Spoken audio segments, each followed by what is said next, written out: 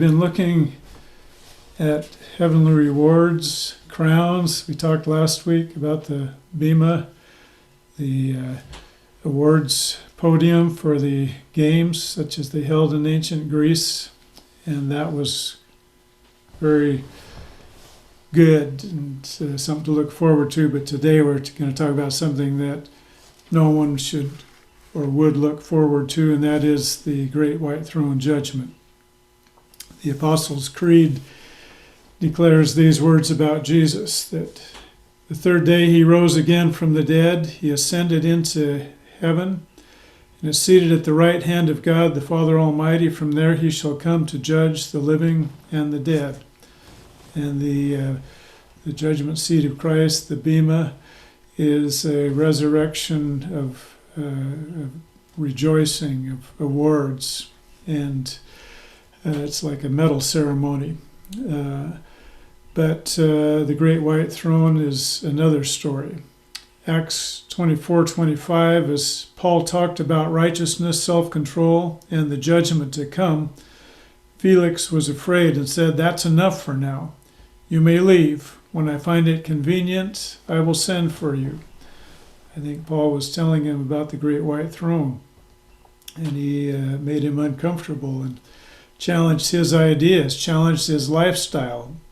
I hope that, unlike Felix, you are willing to the message of God today. So we pray, Holy Spirit, please open the eyes of our hearts.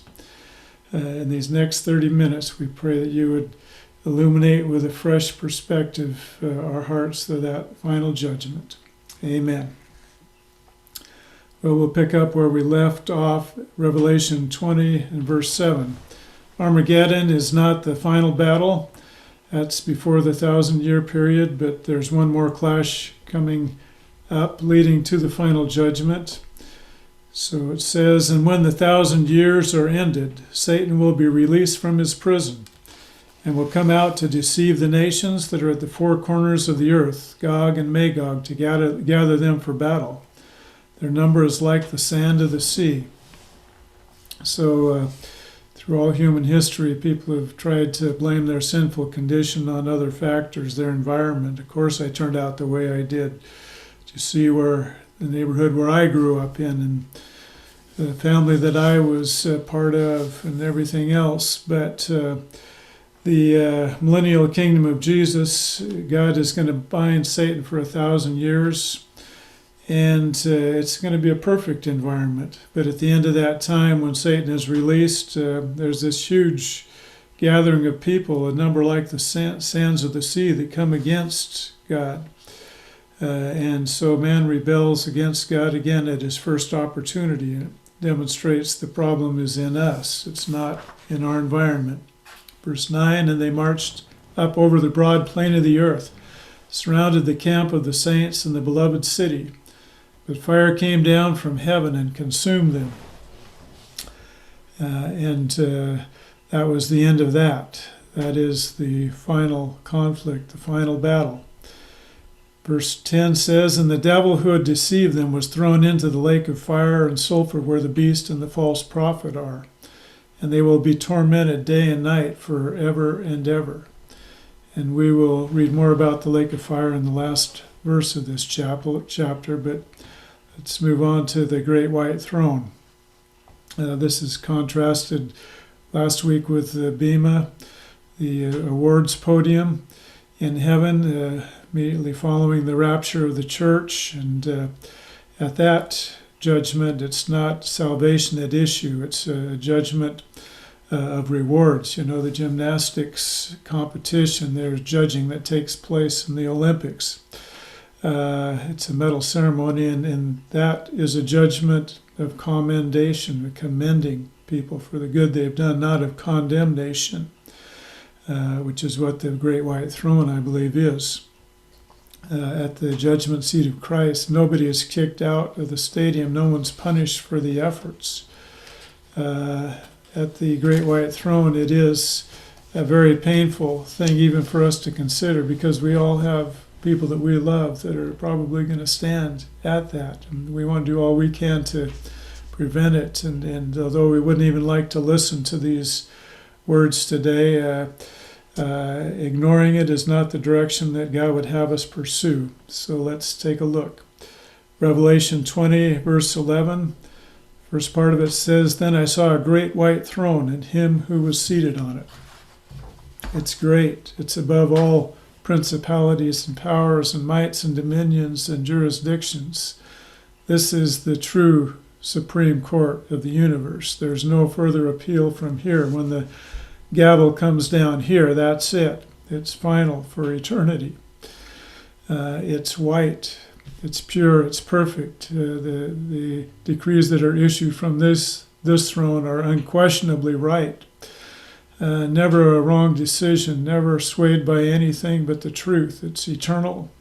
It's absolute. The great white throne is descriptive, I think, of Psalm 97, verse 2, that says righteousness and justice are the foundation of his throne. Never something he's going to have second thoughts about or wish I had all the evidence. It's complete. And the one that's seated on it is Jesus. Philippians 2:9 says, "Therefore God has highly exalted him and bestowed on him the name that is above every name, so that at the name of Jesus every knee should bow in heaven and on earth and under the earth, and every tongue confess that Jesus Christ is Lord, to the glory of God the Father." He is the ultimate authority, and all will recognize it. They will acknowledge that, and I don't think it's just going to be a grudging acceptance, but I think it's going to be a worshipful acknowledgement. Yes, he is the King of Kings. He is the Lord of Lords. This is not Judge Judy. It's not even John G. Roberts Jr., the Chief Justice of the U.S. Supreme Court, but it's Jesus Christ. Next verse says, "From his presence, earth and sky fled away, and no place was found for them." We're so earthly minded. I remember reading this and wondering how God's throne could be supported if the earth wasn't there to hold it up, until I figured out that God doesn't require the earth to support his throne. Actually, the opposite. In him all things hold together. But the earth and the sky fled away. It doesn't say that they went somewhere else, but it says there was no place found for them. Where else could they go? They ceased to exist. That's what it's saying. They were no more. The great white throne event is so powerful that it triggers the disintegration of the entire physical universe. There was no place found for the earth and the sky and all the things in them. That's described also in 2 Peter chapter 3 and verse 7. It says, "The present heavens and earth are reserved for fire, being kept for the day of judgment and destruction of the ungodly. But the day of the Lord will come like a thief. The heavens will disappear with a roar."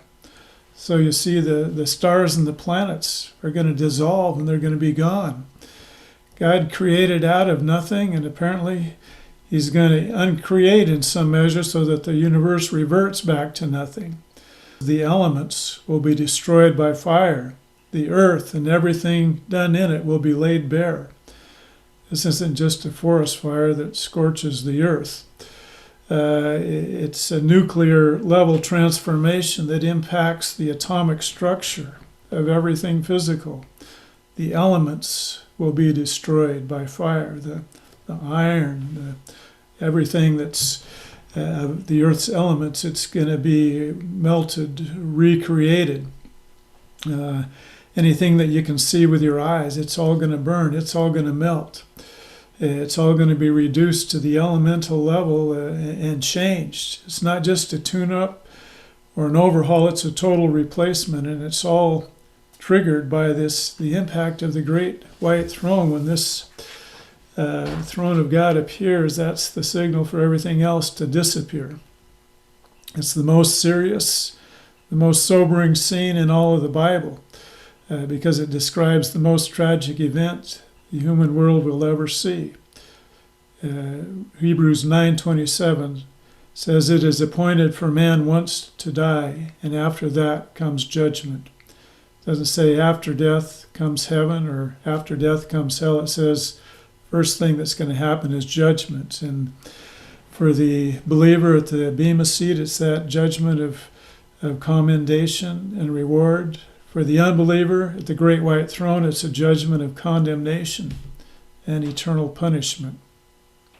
Verse 12 of Revelation 20, and I saw the dead, great and small, standing before the throne. It's the prestigious and the impoverished, the prominent and the poor. John Walvoord says this is not a trial trying to determine what the facts are. The facts are in. Here is the sentencing of someone already condemned. Their standing posture means that they are now about to be sentenced.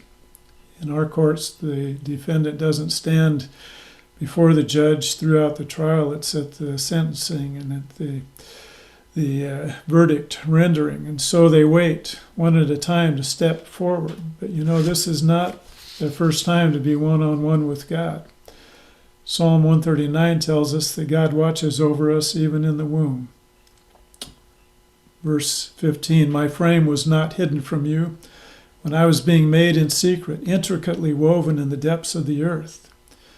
Your eyes saw my unformed substance. In your book were written, every one of them, the days that were formed for me, when as yet there was none of them. How precious to me are your thoughts, O God. How vast is the sum of them. If I would count them, they are more than the sand. I awake, and I am still with you. So I believe life for every person starts out one-on-one with God. Before anyone else could see you or communicate with you, I believe the spirit of an unborn child experiences the presence of God even before the intellect can process it. We don't have to teach children to believe in God. We teach them not to believe in God by our words and our actions. And throughout life, God has watched over each person with that fascination we read about there in Psalm 139. He's even numbering the hairs on their head, and as they stand before him at the great white throne, he's grieving, thinking back over every moment of their life that he's watched. Their first hello was one-on-one with God, and their final farewell is going to be one-on-one with God. Last part of verse 12 says, and books were opened. Then another book was opened, which is the book of life. The book of life is mentioned 6 times in the book of Revelation and referred to elsewhere in the Bible as well. Whoever believes in him will not perish but have everlasting life, John 3:16. And it appears that all who believe in Jesus for their salvation have their name written down, recorded in a book kept in heaven. But we don't have any indication that any person here at the great white throne judgment has his or her name written there. Perhaps it's just there to verify one last time the reason that these poor lost souls are there. They didn't believe that God so loved the world that he gave his only begotten Son. They didn't accept that gift, and so they will perish and not have everlasting life. The last part of verse 12 says, and the dead were judged by what was written in the books, according to what they had done. Apparently these other books contain a record of these people's lives. What are they going to give account of? Well, the first thing, their words. Matthew 12:36 says, I tell you, on the day of judgment, people will give an account for every careless word they speak. It doesn't mention here every cruel word, every crude word, every hateful, filthy, spiteful word. It just says every careless word. Certainly the others are due for judgment, but some translations say every idle word. It's the same word is translated barren or unprofitable. It includes unfulfilled promises, things that we said that we would do and we didn't follow through. We didn't get around to it. It might take a while at the great white throne to go through all those things. There's not going to be one thing that's left unmentioned, I believe. There's going to be no excuse, no rationalization. no blame placed on anyone else. Here it is. The camera don't lie. And there's going to be a recording and a review of everything. There are the words, there are the thoughts and intentions of the heart that are going to be judged on that day. Hebrews 4:12 says, "The word of God is living and active, sharper than any two-edged sword, piercing to the division of soul and spirit, of the joints and marrow, and discerning the thoughts and intentions of the heart. And no creature is hidden from his sight, but all are naked and exposed to the eyes of him to whom we must give an account." God's going to look at our thoughts. The Bible says if you lust after a woman, you've committed adultery with her in your heart. You hate someone, you've committed murder. All the thoughts, the intentions of our hearts to manipulate, to hope for misfortune on our enemies, even when you do good things. Why do you do them? What's your intention in it? And those are things that we're going to give an account for on that day. Once again, it may take a while. I say we, I don't plan on being there. But for those that are, what a grievous time. The third thing I'd mention, we're going to be judged for our actions, obviously. Ecclesiastes 12:14, "For God will bring every deed into judgment with every secret thing, whether good or evil." Every sinful outward action, every secret sin, every selfish, stupid thing that has ever been done will be brought up. So how long is it going to take to go through this embarrassing replay of every thought, word, and action? Aren't you thankful that you don't have to stand there because you've placed your trust in Jesus and those things are forgiven and placed in the sea of forgetfulness? You appreciate the fact that Jesus took your place and that he was sentenced in your place. He bore the penalty and he paid the price. But for those that are standing there, it's going to be a dreadful day. In the book of Daniel, chapter 7 and verse 9, it seems to refer to this same event. It says, "As I looked, thrones were placed, and the Ancient of Days took the seat. His clothing was white as snow, and the hair of his head like pure wool. His throne was fiery flames. Its wheels were burning fire. A stream of fire issued and came out from before him. 1,000,000 served him, and 10,000 times 10,000 stood before him. The court sat in judgment, and the books were opened." So some people think they're going to stand before God and demand answers. Before this throne that looks like maybe even lava is coming out of. Job thought he was going to demand some answers of God until God actually appeared, and suddenly Job changed his tune. Said, "I want to stop grumbling and I want to start worshiping." I saw a documentary once in which on Michael Jackson, in which some of his fans were so overcome with emotion when he personally spoke to them, they practically fainted. They were just trembling. A mere angel caused Daniel or Ezekiel to faint dead away, just in their presence. John, when he encountered Jesus on the Isle of Patmos, said that I fell at his feet as one dead. And you are going to stand before God with your little peephole perspective on the universe and your pea-brain intelligence and knowledge of the facts and question the decisions of God. I don't think so. You're going to that day see why he did what he did. You're not going to tell him that he made a mistake. It's interesting the things you remember as you look back. People that you've been around. I had a friend, he passed away, and I hope that is going to stand before the judgment seat of Christ. I have a hope of that. But his name is Ron Kukuk. And in Mr. Marshall's class one day, Ron was doing something out of line, and Mr. Marshall reprimanded him. And then Ron started kind of mumbled something, and Mr. Marshall said, "What's wrong, Kukuk?" And what are you talking about? He said, "I'm just saying I deserved it. you're right. Suddenly Mr. Marshall's demeanor changed, and I've never forgotten that. One of the things you remember. But I think on the day of judgment, people are not going to be saying, you know what, you're wrong. They're going to be saying, you're right.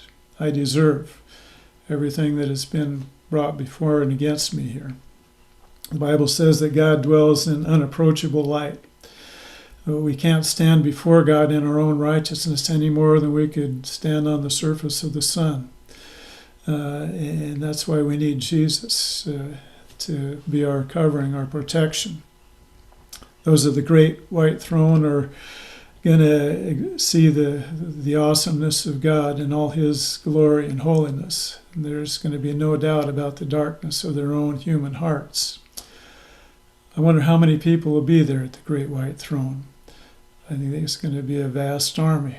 There are 7.3 billion people alive on the planet today, according to estimates. Population experts estimate that about 100 billion people have been born previous to that. But the Bible indicates that most will not find eternal life. Matthew 7:13 says, "Enter by the narrow gate, for the gate is wide and the way is easy that leads to destruction, and those who enter by it are many.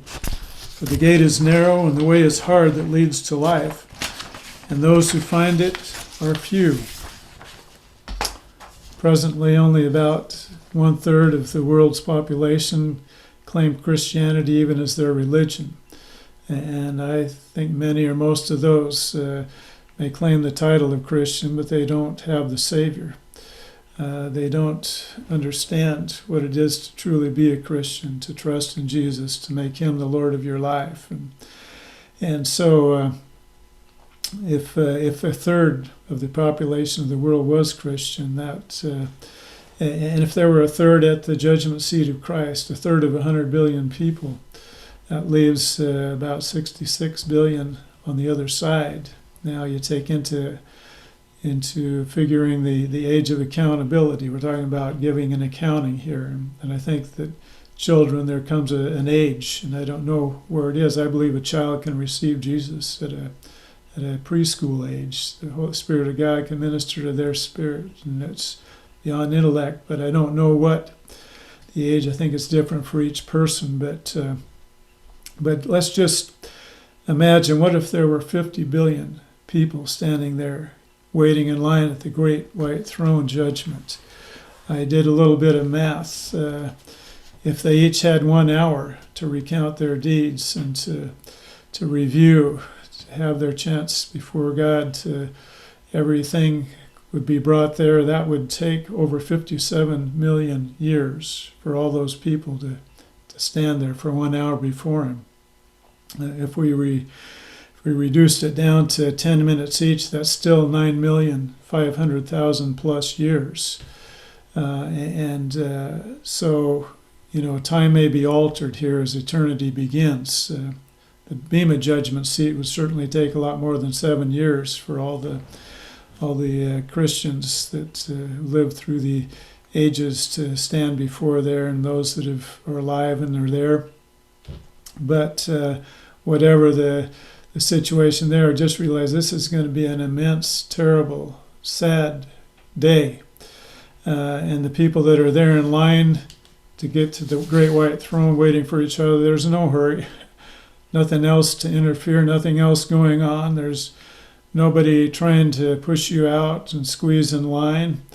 50 billion people behind you, and no one's eager to get to the front of the line. The question in my mind is, who do I know that's going to be in that line unless they turn? What can I do to reach people that have never heard? And what else really matters?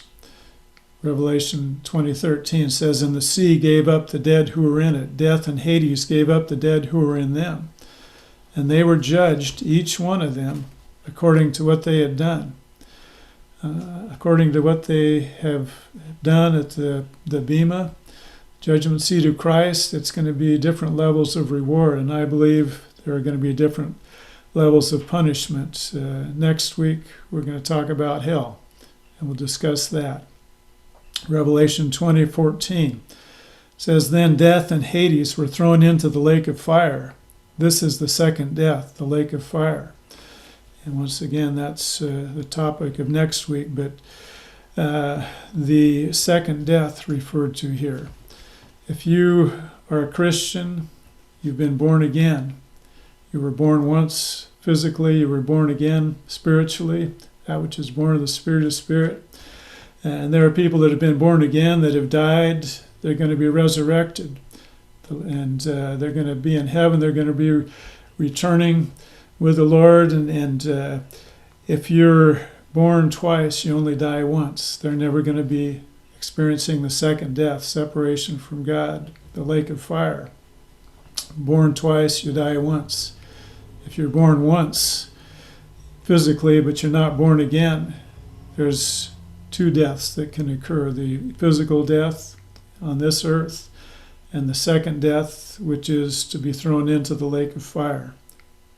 Revelation 20 verse 6 says, "Blessed and holy is the one who shares in the first resurrection. Over such the second death has no power, but they will be priests of God and of Christ. They will reign with him for 1,000 years." Verse 15 of Revelation 20, "If anyone's name was not found written in the book of life, he was thrown into the lake of fire." It's the great white throne judgment, which leads up to that. It's going to be the most tragic event in history for mankind. But even that is not the darkest day ever for God. It's not the darkest day in heaven and on earth. That happened when we crucified the Lamb of God, Jesus, who takes away the sin of the world.